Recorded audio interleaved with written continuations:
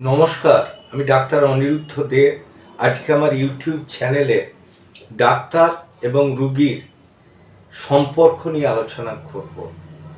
Doctor এবং রুগী এমন একটা সম্পর্ক যেটা মধুর হওয়া উচিত, নচেত সম্পর্কের তিক্ততার জন্যে অসুবিধা হতে পারে।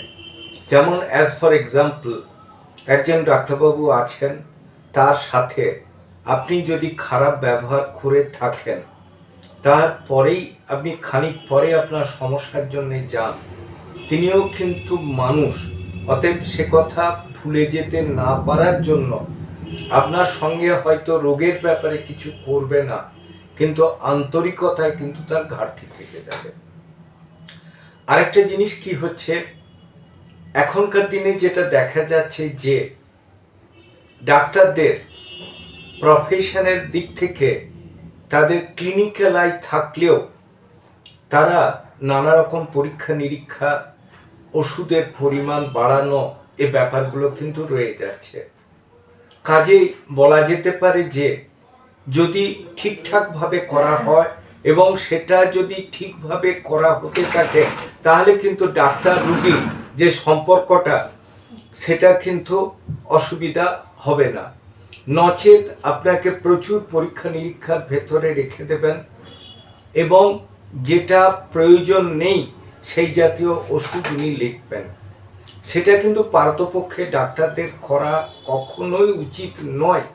কিন্তু রিলেশনের ওপরে, দ্যাট মিন সম্পর্ক বা তার মানসিকতার ওপরে নির্ভর করছে তিনি কীরকম বিহেভ করবেন। ডাক্তাররা যখন পাশ করে, যখন তারা সার্টিফিকেট নেয়, তার একটা ওথ পড়ে, আমরা মানবিক কাজে রুগীদের ওপর ব্যবহার ভালো রেখে, মনুষ্যত্ব রেখে আমরা চিন্তা ভাবনা করে কাজ করব।